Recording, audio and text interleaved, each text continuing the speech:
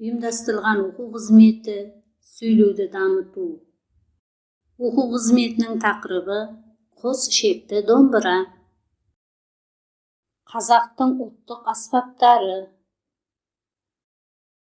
Шертпелі аспаптар: домбыра, жетіген, адырна.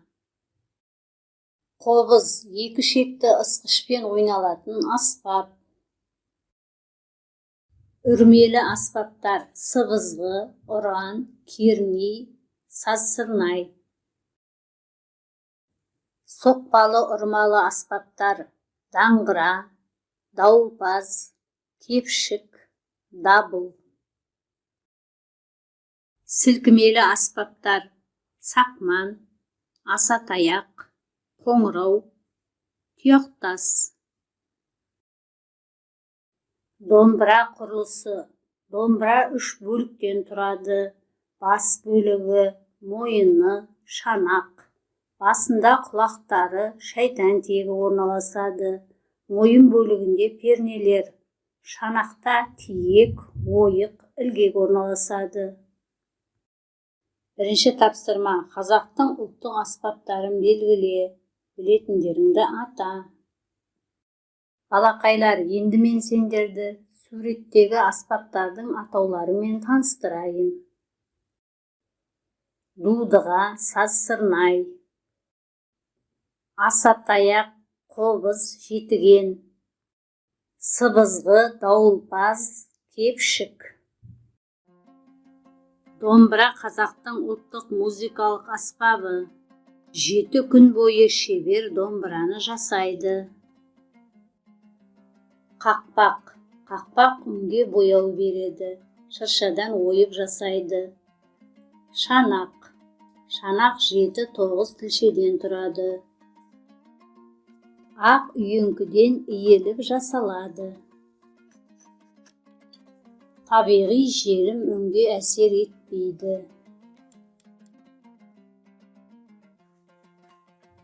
Шанақ дыбысты күшейтеді. Мойын: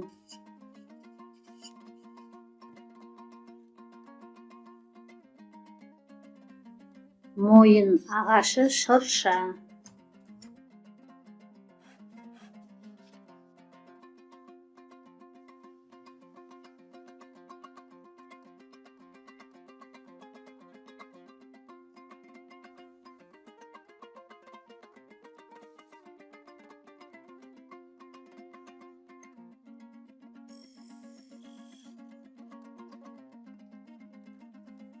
Түйме: басы, құлақтары.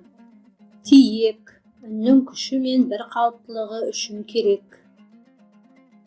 Ішектер: 7 мм қармақ жібі. Домбыраны ғасырдан астам уақыт пайдалануға болады. Екінші тапсырма: тақпақты жаттап алайық. 2 ішектің бірін қатты, бірін сәл-сәл кем бұра. Нағыз қазақ қазақ емес, нағыз қазақ домбыра. Келесі 3-ші тапсырма: сөйлемдерді толықтыр. Балақайлар, күйді тартатын адамды күйші дейміз. Би билейтін адамды биші, домбыра жасайтын адамды шебер, оркестрді басқаратын адамды дирижер, өлеңге музыка жазатын адамды сазгер деп атаймыз. Айтыс дәстүрлі өнердің бір түрі. Айтыс мазмұндық сипатына қарай әдет-ғұрып айтысы және ақындар айтысына жүйеленеді. Тақырып аясына қарай жұмбақ айтыс, мадақ айтыс болып бөлінеді. Бетпе-бет келген екі ақын да сол орайда жеңудің сан алуан жолдарын, амал-тәсілдерін қарастырады. Ендеше 4-ші тапсырма: жұбың мен жұмбақ айтыс. Бірінші қыз баланың жұмбағын тыңдаңдар. Мойыны ұзын әдемі, бар оның қос құлағы. 19 перне мойнында тізіліп қатар тұрады. 2 ішектің есілген үні қандай ұнамды. Әр қазақтың үйінде төрде ілініп тұрады. Кеудесі бар сопақша, бұл не бұйым болады. Ұл бала тапқырлық пен жұмбақтың шешуін былай деп тапқан екен. Еркем, еркем, еркем-ай, еркелеткен еркем-ай, бұл жұмбақтың жауабы болады екен домбырай. Барлық тапсырмаларды орындап болған соң өз жұмысыңа баға бер.